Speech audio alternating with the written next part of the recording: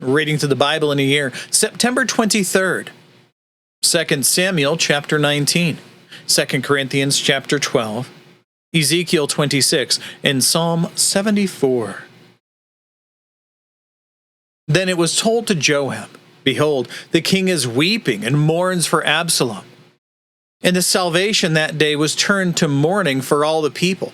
For the people heard, it said that day, the king is grieved for his son, the same son who tried to have him murdered and tried to overthrow the kingdom. Twice he's tried to have him murdered now. And he's now attempted to take over the kingdom. Got most of all of the people to come after him and to join with him in his attempt to usurp power. So, yeah, this is still going on. So the people stole away to enter into the city that day, as people who are dishonored steal away when they flee in battle. So they all were ashamed of what had happened. But as for the king, he wrapped his face up. Then the king cried out with a loud voice, "O my son Absalom! O Absalom, my son, my son!" Then Joab came into the house to the king and said, "Today you have shamed the faces of all your servants, who today provided escape for your life and the lives of your sons and your daughters, the lives of your wives and the lives of your concubines, by loving those who hate you and by hating those who love you. For you have informed all of us today that princes and servants are nothing to you. For I know this day that if Absalom were alive and all of us were dead today, surely then it would be right in your eyes. So now, rise up, go out, and speak to the heart of your servants, for I swear by Yahweh, if you do not go out, surely not a man will pass the night with you, and this will be of greater evil for you than all the evil that has come upon you from your youth until now." So the king arose and sat in the gate, and they told all the people, saying, "Behold, the king is sitting in the gate." Then all the people came before the king. Now Israel had fled each to his tent. And it happened that all the people were disputing throughout all the tribes of Israel, saying, "The king delivered us from the hand of our enemies and provided us escape from the hand of the Philistines. But now he has fled out of the land from Absalom. However, Absalom, whom we anointed over us, has died in battle. So now why are you silent about having the king return?" Now King David had sent to Zadok and Abiathar, the priests, saying, "Speak to the elders of Judah, saying, why are you the last to have the king return to his house?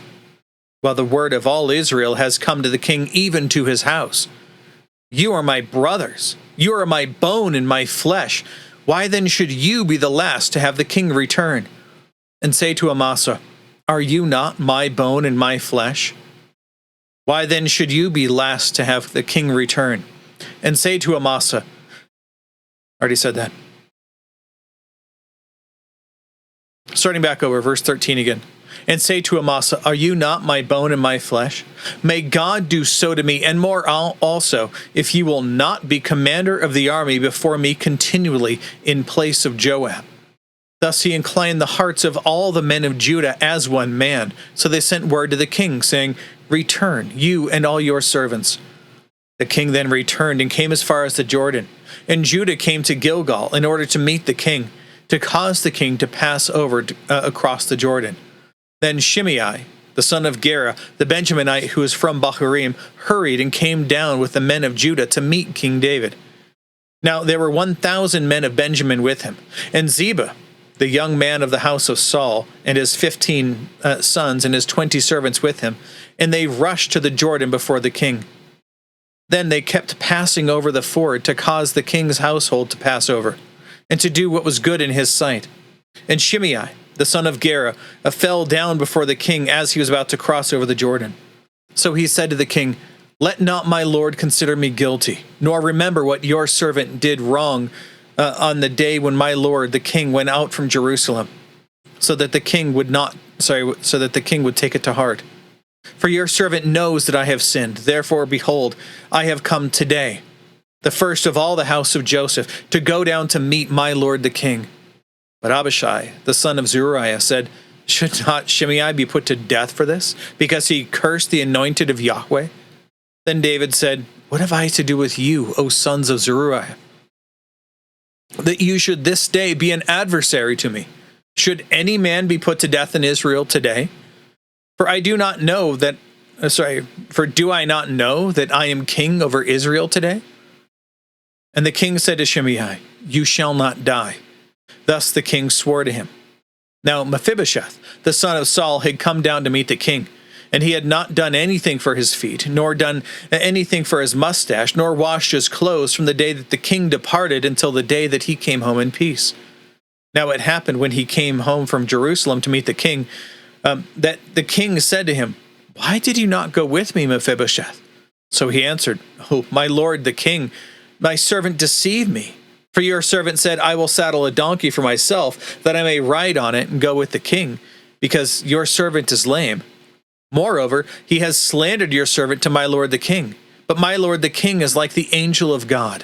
Therefore do what is good in your sight. For all my father's household was nothing but men worthy of death before my lord the king. Yet you sent your servant among those who ate at your table, at your own table. What right do I have, yet that I should complain any more to the king? So the king said to him, Why do you still speak of your affairs? I have decided, you and Ziba shall divide the land. And Mephibosheth said to the king, Let him take it all, since my lord the king has come in peace to his own house. Now Barzillai the Gileadite had come down from Rogalim, and passed over the Jordan with the king in order to send him off over the Jordan. Now Barzillai was very old, being 80 years old, and he had sustained the king while he stayed at Mahanaim, for he was a very great man.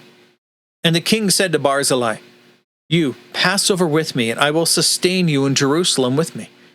But Barzillai said to the king, How long do I have yet to live, that I should go up with the king to Jerusalem? I am now 80 years old. Can I know between good and bad? Or can your servant taste what I eat or what I drink? Or can I hear any more the voice of singing men and women? Why then should your servant be an added burden to my lord the king? Your servant would merely pass over the Jordan with the king. Why should the king compensate me with this reward? Please, let your servant return, that I may die in my own city, near the grave of my father and my mother. However, here is your servant Chimham. Let him pass over with my lord the king, and do for him what is good in your sight. So the king answered, Chimham will pass over with me, and I will do for him what is good in your sight. And whatever you require of me, I will do for you. Then all the people passed over the Jordan, and the king passed over too. The king kissed Barzillai and blessed him, and he returned to his place. Now the king went on to Gilgal, and Chimham went on with him, and all the people of Judah and also half the people of Israel accompanied the king. And behold, all the men of Israel came to the king and said to the king, Why had our brothers, the men of Judah, stolen you away and caused the king and his household and all of David's men with him to pass over the Jordan? Then all the men of Judah answered the men of Israel, Because the king is a close relative to us. Why then are you angry about this matter?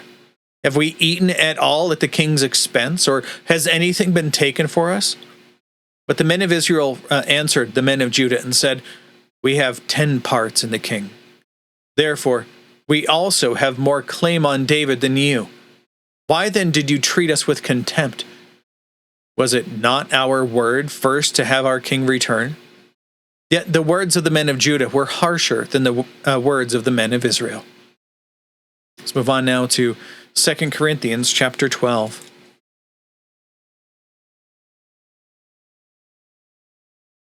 Paul continues, It is necessary to boast, though it is not profitable.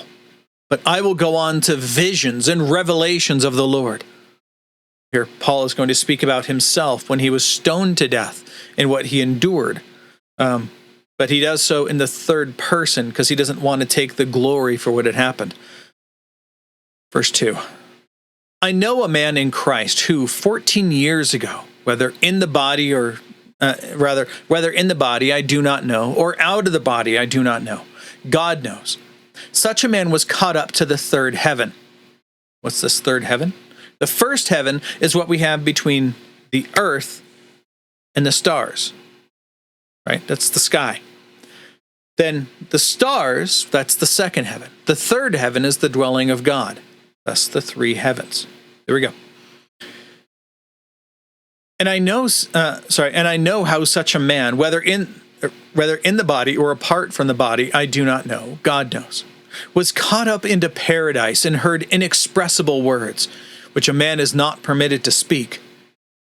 On behalf of such a man I will boast, but on my own behalf I will not boast, except in weakness. For if I do wish to boast, I will not be foolish. For I will be speaking the truth, but I refrain from this, so that no one will consider me beyond what he sees in me or hears from me. Because of the surpassing greatness of the revelations. For this reason, to keep me from exalting myself, there was given me a thorn in the flesh, a messenger of Satan to torment me, to keep me from exalting myself. Concerning this, I pleaded with the Lord 3 times that it might leave me. And he has said to me, my grace is sufficient for you, for power is perfected in weakness. Most gladly, therefore, I will rather boast in my weaknesses, so that the power of Christ may dwell in me. Therefore, I am content Therefore, I am well content with weaknesses, with insults, with distresses, with persecutions and hardships, for the sake of Christ. For when I am weak, then I am strong. I have become foolish. You yourselves have compelled me, for I ought to have been commended by you. For in no respect was I inferior to the most eminent apostles, even if I am nothing. The signs of a true apostle were worked out among you with all perseverance, by signs and wonders and miracles. For in what respect were you treated as less than the rest of the churches, except that I myself did not become a burden to you? Ugh, forgive me this wrong. So much sarcasm here. For this third time I am ready to come to you, and I will not be a burden to you. For I do not seek what is yours, but you. For children ought not to save up for their parents, but parents for their children. So I will most gladly spend and be fully spent for your souls. If I love you more, am I to be loved less? But be that as it may, I did not burden myself. Rather, I did not burden you myself. Nevertheless, crafty fellow that I am, I took you in by deceit. Again, more sarcasm.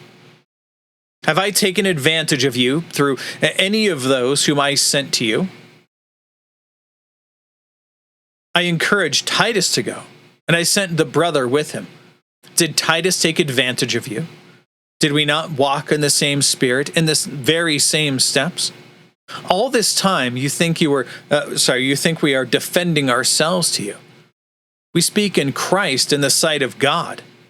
And all these things, beloved, are for your building up.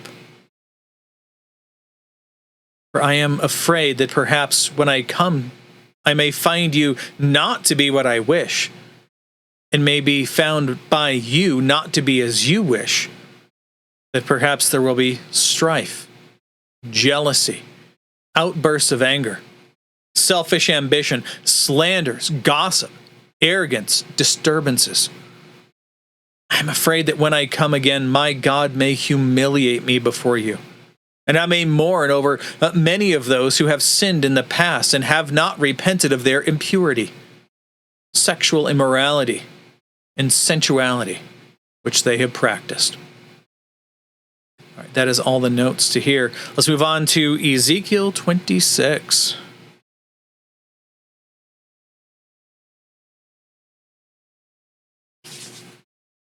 Now it happened in the 11th year, on the first of the month, that the word of Yahweh came to me, saying, Son of man, Because Tyre has said concerning Jerusalem, aha, the gateway of the people is broken. The gateway of the peoples is broken. It has opened to me. I shall be filled now that she is laid waste. Therefore, thus says Lord Yahweh, behold, I am against you, O Tyre, and I will bring up many nations against you, as the sea brings up its waves.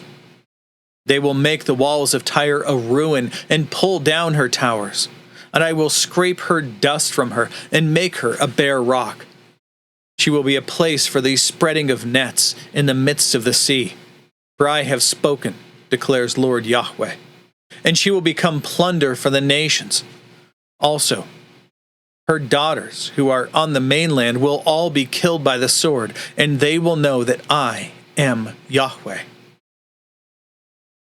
For thus says Lord Yahweh, behold, I will bring upon Tyre from the north Nebuchadnezzar, king of Babylon, king of kings, with horses, chariots, horsemen, and an assembly, and a great number of people.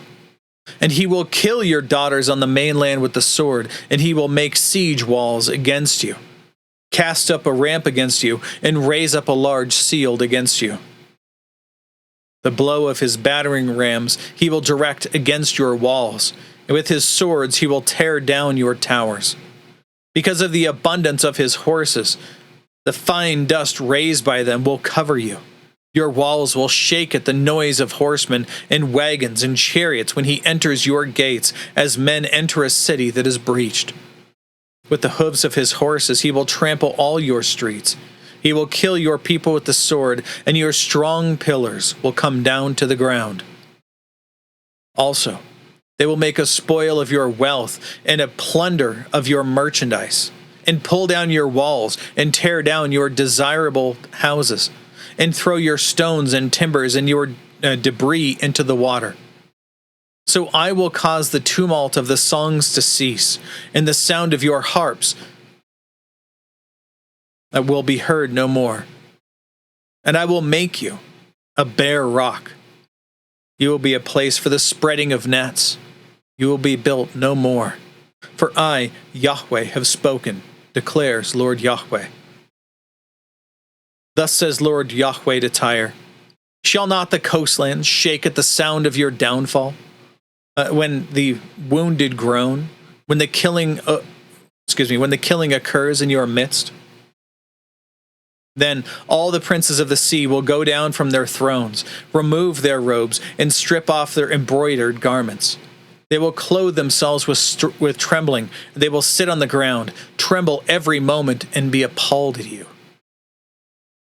They will take up a lamentation over you, and say to you, how have you perished, O inhabited one?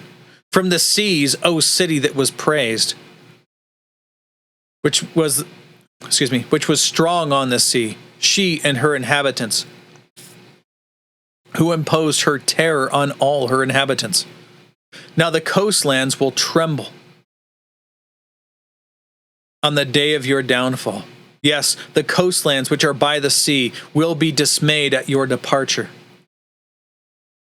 For thus says Lord Yahweh, when I make you a city laid waste, like the cities which are not inhabited, when I bring up the deep over you, and the great waters cover you, then I will bring you down with those who go down to the pit, to the people of old. And I will make you inhabit the lower parts of the earth, like the ancient waste places that go down to the pit, so that you will not be inhabited. But I will set glory in the land of the living. I will bring terrors on you, and you will be no more. Though you will be sought, you will never be found again, declares Lord Yahweh. Now Psalm 74.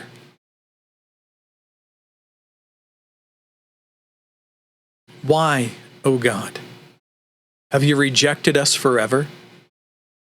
Why does your anger smoke against the sheep of your pasture? Remember your congregation, which you have purchased of old, which you have redeemed to be the tribe of your inheritance, and this Mount Zion, where you have dwelt.